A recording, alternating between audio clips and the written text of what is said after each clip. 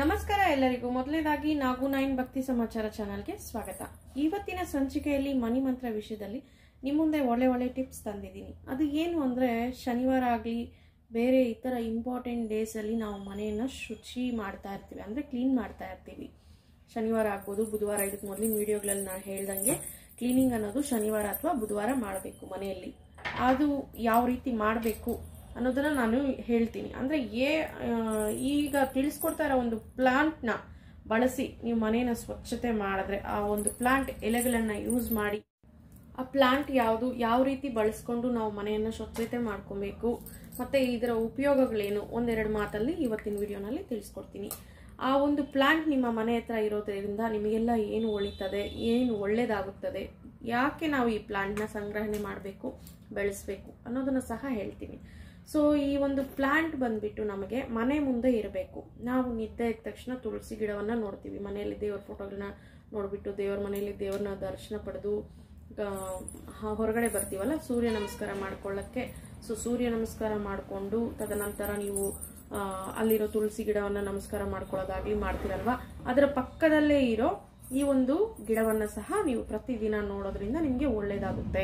ಆ ಒಂದು ಗಿಡ ಸಸಿ ಯಾವುದು ಅಂತ ಹೇಳ್ತೀನಿ. ಅದು ಕೆಲವೊಂದು ಕಡೆ ನಾವು ಸರ್ವಸಿದ್ಧಿ ಅಂತ ಕರಿತೀವಿ. ಹೆಸರಲ್ಲೇ ನೋಡಿ ಎಷ್ಟು ಹೆಸರುವಾಸಿ ಆಗಿದೆ, ಸರ್ವಸಿದ್ಧಿ ಅಂತ. ಸೊ ಈ ಒಂದು ಗಿಡ ನಮ್ಮ ಮನೆ ಹತ್ರ ಇರೋದ್ರಿಂದ ನಮ್ಗೆ ಸರ್ವ ಪ್ರಾಪ್ತಿನೂ ಆಗುತ್ತೆ, ಸರ್ವಸಿದ್ಧಿನೂ ಲಭಿಸುತ್ತದೆ ಅಂತ ಒಂದು ಮಾತಲ್ಲಿ ಹೇಳಕ್ ಇಷ್ಟಪಡ್ತೀನಿ. ಅದು ಯಾವ ರೀತಿ ಅಂದ್ರೆ, ನಿಮ್ಮ ಒಂದು ಸಾಲಗಳನ್ನೆಲ್ಲ ಕಡಿಮೆ ಮಾಡುತ್ತೆ. ಗಿಡ ಸಾಲಗಳನ್ನು ಕಡಿಮೆ ಮಾಡುತ್ತಾ ಅಂದ್ರೆ ಹೌದು, ಗಿಡವನ್ನ ನಾವು ಪ್ರತಿನಿತ್ಯ ನಾವು ನೋಡೋದ್ರಿಂದ ನಮ್ಮಲ್ಲಿ ಪಾಸಿಟಿವ್ ಎನರ್ಜಿ ಅನ್ನೋದು ಡೆವಲಪ್ ಆಗುತ್ತೆ. ಸೊ ನಮ್ಮ ಒಂದು ಪಾಸಿಟಿವ್ ಎನರ್ಜಿ ಮೇಲೆ ನಾವು ಸಾಲವನ್ನ ಯಾವ ರೀತಿ ಕಡಿಮೆ ಮಾಡ್ಕೊಬೇಕು, ಅದಕ್ಕೆ ಒಂದು ಏನೆಲ್ಲ ಸೋರ್ಸಸ್ ಮಾಡ್ಕೊಬೇಕು ಅನ್ನೋದು ನಮ್ಮ ಮೈಂಡ್ ಸೆಟ್ ನ ನಾವು ಕ್ರಿಯೇಟ್ ಮಾಡ್ಕೊಳ್ಳಕ್ಕೆ ಅವಕಾಶ ಇರುತ್ತೆ. ಸೊ ಗಿಡಗಳನ್ನ ನಾವು ಆದಷ್ಟು ಬೆಳೆಸೋದ್ರಿಂದ ನಮ್ಗೆ ಒಳ್ಳೆ ಆಕ್ಸಿಜನ್ ಸಿಗುತ್ತೆ ಹೆಲ್ತ್ ವೈಸು, ಜೊತೆಗೆ ಒಳ್ಳೆ ವಾತಾವರಣ ಕ್ರಿಯೇಟ್ ಮಾಡುತ್ತೆ. ನಮ್ಗೆ ಏನೇ ಬೇಜಾರಾದ್ರೂ ಅಲ್ಲಿ ಹೋಗಿ ಒಂದೆರಡು ನಿಮಿಷ ಸ್ಪೆಂಡ್ ಮಾಡಿ ಅಲ್ಲಿ ಕೂತ್ಕೊಂಡು ಅದನ್ನ ಕ್ಲೀನಿಂಗ್ ಆಗ್ಲಿ, ಅದಕ್ಕೆ ನೀರು ಹಾಕೋದಾಗ್ಲಿ ಮಾಡ್ತಾ ಆ ಒಂದು ಹೂವುಗಳನ್ನ ನೋಡ್ಕೊಳ್ಳೋದ್ರಿಂದ ನಮ್ಗೆ ಮನಸ್ಸು ರಿಲ್ಯಾಕ್ಸೇಷನ್ ಅನ್ನೋದು ಆಗುತ್ತೆ. ಇದು ನಿಮ್ಗೆಲ್ಲರಿಗೂ ಗೊತ್ತೇ ಇದೆ. ಆದ್ರೆ ಈ ಸರ್ವಸಿದ್ಧಿಯಿಂದ ನಿಮಗೆ ಏನೆಲ್ಲ ಲಾಭ ಅನ್ನೋದು ಇಲ್ಲಿ ಹೇಳಕ್ ಇಷ್ಟಪಡ್ತೀನಿ.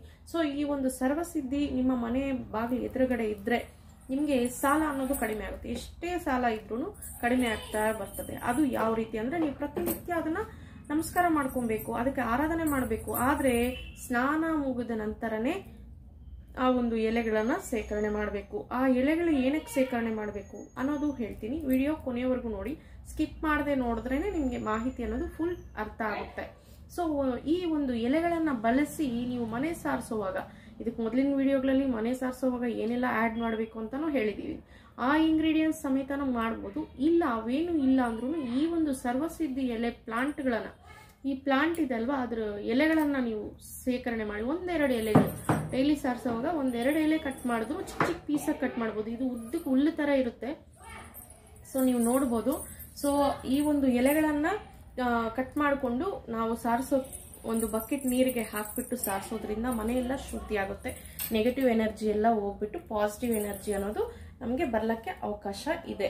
ಸೊ ಮನೆಯಲ್ಲಿ ಏನೇ ಒಂದು ನೆಗೆಟಿವ್ ವಾತಾವರಣ ಹೋಗ್ಬೇಕಂದ್ರೆ ಈ ಒಂದು ಎಲೆಗಳನ್ನ ಸೇಕರಣೆ ಮಾಡಿ ಮನೆ ಸಾರಿಸೋದ್ರಿಂದ ನೆಗೆಟಿವ್ ಎನರ್ಜಿ ಹೋಗುತ್ತೆ. ಪ್ರತಿನಿತ್ಯ ನೀವು ಅದನ್ನ ನೋಡೋದ್ರಿಂದ ನಿಮ್ಗೆ ಪಾಸಿಟಿವ್ ಎನರ್ಜಿ ನಿಮ್ಮಲ್ಲಿ ಕ್ರಿಯೇಟ್ ಆಗುತ್ತೆ, ಜನರೇಟ್ ಆಗುತ್ತೆ. ಸೊ ಜೊತೆಗೆ ಇಲ್ಲಿ ಸಾಲ ಮುಕ್ತಾಯ ಆಗೋದು ಅಲ್ಲದೆ ನಿಮ್ಗೆ ಮನಿ ಮತ್ತಷ್ಟು ನೀವು ಸೋರ್ಸ್ ಮಾಡ್ಕೊಳ್ಳಕ್ಕೂ ಈ ಒಂದು ಪ್ಲಾಂಟ್ ನಿಮ್ಗೆ ಸಹಕಾರ ಮಾಡುತ್ತೆ.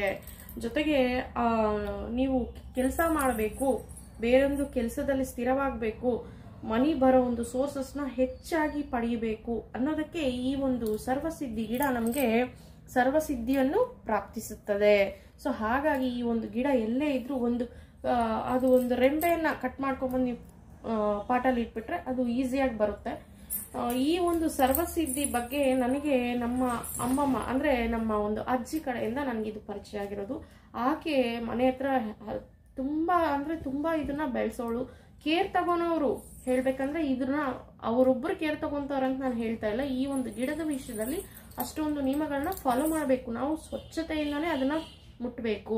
ತುಳಸಿ ಗಿಡಕ್ಕೆ ಎಷ್ಟು ಪ್ರಾಧಾನ್ಯತೆ ನಾವು ಕೊಡ್ತೀವಿ, ಈ ಒಂದು ಗಿಡಕ್ಕೆ ಸಹ ಅಷ್ಟೇ ಪ್ರಾಧಾನ್ಯತೆಯನ್ನ ಕೊಡಬೇಕು. ಸೊ ನಾವು ಸ್ನಾನವನ್ನು ಆಚರಣೆ ಮಾಡಾದ್ಮೇಲೆ ಆ ಎಲೆಗಳನ್ನು ಸೇಕರಣೆ ಮಾಡಬೇಕು. ಅದಕ್ಕೂ ಆವಾಗವಾಗ ಪೂಜೆ ಮಾಡ್ತಾ ಇರಬೇಕು. ಹಾಗಂತ ಅರಿಶಿಣ ಕುಂಕುಮ ನೀರು ಅದ್ರ ಮೇಲೆ ಹಾಕಬಾರ್ದು, ಸ್ವಚ್ಛವಾದ ನೀರನ್ನೇ ಅದ್ರ ಮೇಲೆ ಹಾಕಬೇಕು. ಸೊ ಗಿಡನ ಜೋಪಾನವಾಗಿ ನೋಡ್ಕೊಬೇಕು. ತುಂಬ ಈಸಿಯಾಗಿ ಗ್ರೋತ್ ಆಗುತ್ತೆ. ನೀವು ಉಳ್ಳುಕಡ್ಡಿ, ಈ ಕಬ್ಬು ಗಿಡಗಳೆಲ್ಲ ನೋಡಿರ್ತೀರಲ್ವ, ಅದ್ರ ಥರ ಬೆಳೆಯುತ್ತೆ. ಇದು ಎತ್ತರಕ್ಕೆ ಬೆಳೆಯುತ್ತೆ. ಚಿಕ್ಕ ಪಾಟಲ್ಲಿ ಸಮೇತ ನಾವು ಇದನ್ನ ಬೆಳೆಸ್ಕೋಬೋದು. ಜಾಸ್ತಿ ಮಣ್ಣು, ಜಾಸ್ತಿ ಜಾಗ ಏನು ಬೇಕಿಲ್ಲ ಇದಕ್ಕೆ. ಒಂದು ಪಾಟಲ್ಲಿ ಸಹ ಒಂದು ಚಿಕ್ಕ ಕಡ್ಡಿ ತಗೊಂಡು ನೀವು ಅದನ್ನ ಗ್ರೋತ್ ಮಾಡ್ಬೋದು, ತೊಂದರೆ ಇಲ್ಲ. ಸರ್ವಸಿದ್ಧಿ ಅಂತ ಕೆಲವೊಂದು ಕಡೆ ಇದನ್ನ ಸರ್ವಸಿದ್ಧಿ ಅಂತ ಕರೀತಾರೆ. ಮತ್ತೆ ಕನ್ಫ್ಯೂಸ್ ಮಾಡ್ಕೋಬೇಡಿ, ಇಲ್ಲಿ ಲೆಮನ್ ಗ್ರಾಸ್ ಬೇರೆ, ಸರ್ವಸಿದ್ಧಿ ಬೇರೆ. ನೋಡ್ಲಕ್ಕೆ ಎರಡು ಒಂದೇ ತರ ಇರ್ತದೆ. ಲೆಮನ್ ಗ್ರಾಸ್ ಇಂದ ಹೆಲ್ತ್ ಬೆನಿಫಿಟ್ಸ್ ಇದೆ, ಹಾಗಾಗಿ ಈ ಸರ್ವಸಿದ್ಧಿಯಿಂದನೂ ಹೆಲ್ತ್ ಬೆನಿಫಿಟ್ಸ್ ಇದೆ. ಬಟ್ ನಾನು ಇಲ್ಲಿ ಹೆಲ್ತ್ ಬೆನಿಫಿಟ್ಸ್ ಬಗ್ಗೆ ಮಾತಾಡ್ತಿಲ್ಲ, ವೆಲ್ತ್ ಬೆನಿಫಿಟ್ಸ್ ಬಗ್ಗೆ ಮಾಡ್ತಿದ್ದೀನಿ. ಮತ್ತೆ ಸರ್ವಸಿದ್ಧಿ ಬಗ್ಗೆ ನಿಮ್ಗೆ ಇಲ್ಲಿ ಇನ್ನೊಂದು ಪಾಯಿಂಟ್ ಹೇಳಲೇಬೇಕು. ನಾವು ಹಸುಗಳು ಸಾಕೋರ್ನ ನೋಡಿರ್ತೀವಿ, ಹಳ್ಳಿ ಕಡೆ ಸಿಟಿಗಳಲ್ಲಿನೂ ಬೆಳೆಸ್ತಾ ಇರ್ತಾರೆ. ಆದ್ರೆ ಆ ಒಂದು ಹಸುಗಳಿಗೆ ಏನಾರೆ ಅನಾರೋಗ್ಯ ಸಮಸ್ಯೆಗಳಾದ್ರೆ ಈ ಒಂದು ಸರ್ವಸಿದ್ಧಿನ ತಗೊಂಡೋಗಿ ಅದಕ್ಕೆ ಸ್ನಾನ ಮಾಡೋ ಒಂದು ನೀರಲ್ಲಿ ಒಂದು ಇಡಿಯಷ್ಟು ಹಾಕಿ ಅದನ್ನ ಮೈಯೆಲ್ಲ ತಿಕ್ತಾರೆ. ಮೈಯೆಲ್ಲ ತಿಕ್ಕಿ ಉಜ್ಜಿ ಅದಕ್ಕೆ ಸ್ನಾನ ಮಾಡಿಸ್ತಾರೆ. ಅದಕ್ಕೆ ಒಂದು ಶುದ್ಧಿ ಅನ್ನೋದು ಈ ಒಂದು ಸರ್ವಸಿದ್ಧಿ ತಂದ್ಕೊಡುತ್ತೆ. ಜೊತೆಗೆ ಹಸುಗಳಿಗೂ ಸಹ ನೆಗೆಟಿವ್ ಎನರ್ಜಿ ಅನ್ನೋದು ಮಾಡ್ತಾರೆ ಕೆಲವರು. ಹಳ್ಳಿ ಕಡೆ ಆದ್ರೆ ಮಾತಾಡ್ಕೊಳ್ಳೋದು ನೀವು ಕೇಳಿಸ್ಕೊಂಡ್ಪಟ್ಟಿರ್ಬೋದು, ನಮ್ಮ ಹಸುಗೂ ಕೆಡಕ್ ಮಾಡ್ಬಿಟ್ಟಿದ್ದಾರೆ ಅಂತ. ಇಲ್ಲಿ ವಾಮಾಚಾರ ಆಗಿರ್ಬೋದು ಅಥವಾ ದೃಷ್ಟಿ, ಏನೋ ಒಂದು ನೆಗೆಟಿವ್ ಎನರ್ಜಿ ಅದರವರೆಗೂ ರೀಚ್ ಆಗಿದೆ. ಅದು ಹೆಲ್ದಿ ಆಗಿರೋವಾಗ, ಹೊಸರಿ ಚೆನ್ನಾಗಿ ಹಾಲು ಕೊಡುವಾಗ ಅದಕ್ಕೆ ದೃಷ್ಟಿ ಆಗಿದೆ ಅಂದ್ರೂ ಈ ಸರ್ವಸಿದ್ಧಿ ಅನ್ನೋದು ಯೂಸ್ ಆಗ್ತಿತ್ತು. ಅದನ್ನ ತಂದು ನೀರಿಗೆ ಹಾಕಿ, ಸ್ನಾನ ಮಾಡೋ ನೀರಿಗೆ ಹಾಕ್ಬಿಟ್ಟು ಅದಕ್ಕೆ ಸ್ನಾನ ಮಾಡಿಸಿದ್ರೆ ನೆಗೆಟಿವ್ ಎನರ್ಜಿ ಎಲ್ಲ ಹೋಗೋದು, ದೃಷ್ಟಿ ಇವೆಲ್ಲ ಅವಾಯ್ಡ್ ಆಗೋದು, ಮತ್ತೆ ಆರಾಮಾಗಿ ಅದು ಆರೋಗ್ಯವಾಗಿ ಇರ್ಲಕ್ಕೆ ಈ ಒಂದು ಸಸಿ ಅನ್ನೋದು ಯೂಸ್ ಆಗೋದು. ತಿನ್ಸೋರು ಇದನ್ನ ಸಹ ಹಸುಗಳಿಗೆ. ಸೊ ಅದರ ಹೆಲ್ತ್ ಬೆನಿಫಿಟ್ಸು ಇದೆ, ವೆಲ್ತ್ ಬೆನಿಫಿಟ್ಸು ಇದೆ. ನಾವು ಕಾಮಧೇನು ಎಲ್ಲ ಮುಕ್ಕೋಟಿ ದೇವತೆಗಳು ಕಾಮಧೇನು ರೂಪದಲ್ಲಿ ನೋಡ್ತೀವಿ. ನಮಗೆ ಕಾಮಧೇನುನ ಪೂಜೆ ಮಾಡೋದು ಅಂದ್ರೆ ಸಾಕ್ಷಾತ್ ಲಕ್ಷ್ಮೀ ದೇವಿನ ಪೂಜೆ ಮಾಡೋದು ಅಂತಾನೆ ಹೇಳ್ಬೋದು. ಸೊ ಆ ಒಂದು ಕಾಮಧೇನುಗೆ ಈ ಸರ್ವಸಿದ್ಧಿ ಸಪೋರ್ಟ್ ಮಾಡ್ತಿದೆ. ದೇವತೆಗಳ ರಾಣಿ, ದೇವತೆಗಳ ದೇವತೆ ಅಂತಾನೆ ಈ ಸರ್ವಸಿದ್ಧಿಗೆ ಹೆಸರು ಇದೆ. ಇದು ನಮಗೆ ಬೌದ್ಧ ಧರ್ಮದಲ್ಲಿನೂ ಇದ್ರ ಬಗ್ಗೆ ಉಲ್ಲೇಖ ಆಗಿದೆ, ಸರ್ವಸಿದ್ಧಿ ಬಗ್ಗೆ. ಸೊ ಇದು ಎಲ್ಲಾ ಕಡೆ ಪ್ರಸಿದ್ಧವಾಗಿದೆ. ಬೇರೆ ಬೇರೆ ನಾಮಗಳಲ್ಲಿ ಕರೀತಾರೆ, ಆದ್ರೆ ಕೆಲವೊಂದು ಕಡೆ ಸರ್ವಸಿದ್ಧಿ ಅಂತ ಕರೀತಾರೆ. ನನಗೂ ತಿಳಿದಷ್ಟು ಮಾತ್ರಕ್ಕೆ ಇದ್ರ ಹೆಸರು ನಾನು ಸರ್ವಸಿದ್ಧಿ ಅಂತಾನೆ ತಿಳ್ಕೊಂಡಿದೀನಿ. ನಾನು ಡೈರೆಕ್ಟ್ ಆಗಿ ನೋಡಿದೀನಿ, ಇದ್ರ ಯೂಸಸ್ ನಾವು ಪಡೆದಿದ್ದೀವಿ, ರಿಸಲ್ಟ್ ಪಡೆದಿದ್ದೀವಿ.